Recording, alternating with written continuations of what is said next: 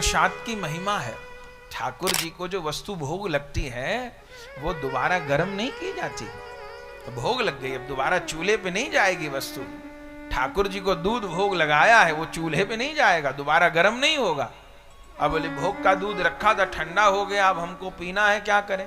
तो अलग से कुछ तेज दूध गर्म कर लीजिए, मिला लीजिए, पर जो भोग लग गई वस्तु अब उसमें नमक मिर्च गरम ठंडा कुछ नहीं होगा, जैसे भोग लगा है वैसे ही पाना है। प्रसाद साक्षात भगवान का स्वरूप है। तो श्री हरिवंश जी ने वस्तु बुद्धि नहीं प्रसाद बुद्धि की। भक्तमाल जी में एक बड़ा सुंदर दृष्टांत है। एक गुरु जी थे, सत्संग होता था उनके यहाँ, सब भक्त लोग आते थे। गुरु जी को ठाकुर जी प्रेरणा करते थे, आज ये भोग लगाऊंगा। तो वो भक्तों को कह देते थे, आज ठाकुर जी कह रहे हैं कि मालपुआ भोग लगेंगे, तो ठीक है, मालपुआ की व्यवस्था हो जाती है, सब लोग को बढ़िया बंटते, सब लोग पाते। आज ठाकुर जी कह रहे हैं जलेबी भोग लगेगी, जलेबी बन जाती, भोग लगती, सबको बंटती, सब लोग खूब आनंद, बढ़िया बढ़िया भोग लगते। एक दिन गुरु जी के मन में आया कि ये सब लोग प्रेम से भोग लगाते हैं, पाते हैं, लेकिन इनकी प्रसाद में प्रसाद बुद्धि है कि वस्तु बुद्धि है? ये उसको जलेबी रसगुल्ला मान के पाते हैं कि ठाकुर जी का प्रसाद मान के पाते हैं। तो ठाकुर खेल किए कि गुरु जी खेल किए खबर नहीं। एक दिन गुरु जी बोले, आज तो ठाकुर जी कह रहे हैं करेला भोग लगाऊंगा, वो भी नमक लगा के। बोले ठीक है महाराज, ठाकुर जी करेला भोग लगाएं तो ठीक है, करेला भोग लग जाएंगे। अब रोज जैसे जितनी मात्रा में भक्त लोग आते थे उतने अनुपात में भोग लगता था कि सबको 2-2 4-4 जो सामग्री देनी, करेला भी उतने ही भोग लगे।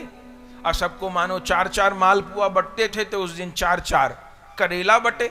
अब कोई करेला पकड़ने को तैयार नहीं कि नहीं नहीं गुरुजी प्रसाद तो थोड़ा ही बहुत होता है, बस थोड़ा सा ही दो, एक करेला में 10 लोग पालेंगे। गुरुजी बोले पहले तो नहीं कहते थे कि प्रसाद थोड़ा ही बहुत होता है, अब करेला के नाम प्रसाद थोड़ा ही बहुत होता है। तो भैया प्रसाद में तो प्रसाद बुद्धि रखनी है,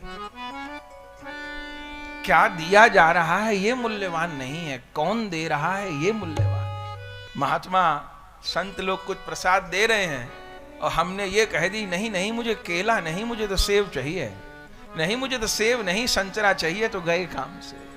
क्या दिया जा रहा है ये नहीं देखा जाएगा, कौन दे रहा है ये देखा जाएगा, किसके हाथ से वस्तु मिल रही है ये देखा जाएगा। वो मिट्टी भी उठा के दे देंगे तो वो कमाल कर देगी, कौन दे रहा है ये देखा जाएगा, ये वस्तु कहां की है।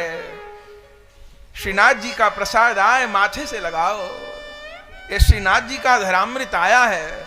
हमने अपने गुरु लोगों को प्रसाद की महिमा, महाराज जी के पास जगन्नाथ भगवान का प्रसाद आता गुरुदेव के पास तो वृद्ध हो गए, आप उठ नहीं पाते थे, तो प्रसाद जैसे आता तो दंडवत करते प्रसाद को, परिक्रमा देते प्रसाद को, दंडवत करते प्रसाद को, उठ नहीं पाते तो भी दंडवत करते प्रसाद को, परिक्रमा देते।